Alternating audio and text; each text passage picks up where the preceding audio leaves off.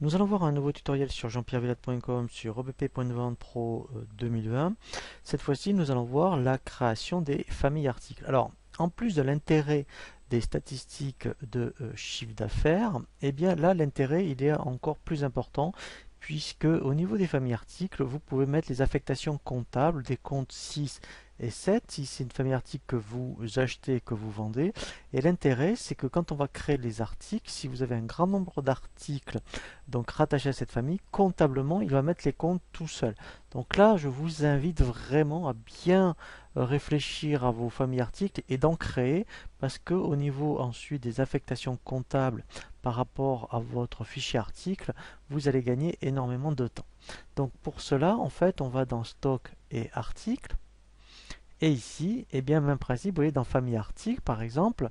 Donc là, par exemple, eh bien, je suis un revendeur informatique, je vends des logiciels Ciel, EBP, Sage 50C, par exemple. Eh bien, ici, pareil, eh bien, famille article, j'aurai donc toute la partie en mettant logiciel, tout ce qui est EBP, par exemple.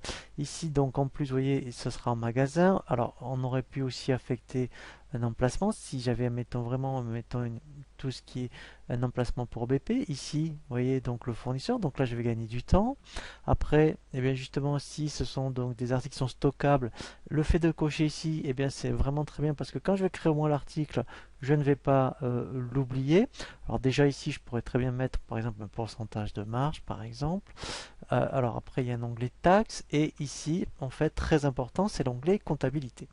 Donc c'est ce que je vous montrais. Donc ici, en fait, alors ici au niveau des familles, alors c'est vrai que par exemple, sinon tout ce qui est logiciel EBP, ça pourrait être le 707 et le 607. Mais si vous aviez un compte spécifique, vous mettriez le 707 100 par exemple et le 607 100. Surtout si après vous avez un compte différent pour EBP comptable, BP paye, EBP gestion commerciale par exemple.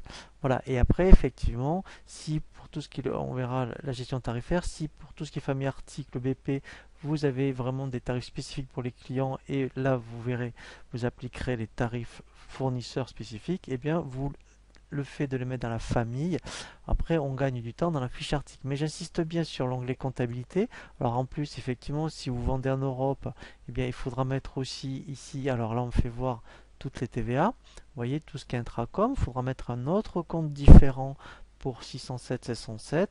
Et en plus, si vous vendez autre que la CE, ici dans importation-exportation, il faudra faire pareil. Donc si après vous avez un grand nombre d'articles, le fait de le faire ici, eh bien, vous gagnez du temps puisque directement, en fait, depuis la famille, il va affecter ses comptes directement dans votre fiche article, hein. Voilà, donc ça a vraiment beaucoup d'intérêt.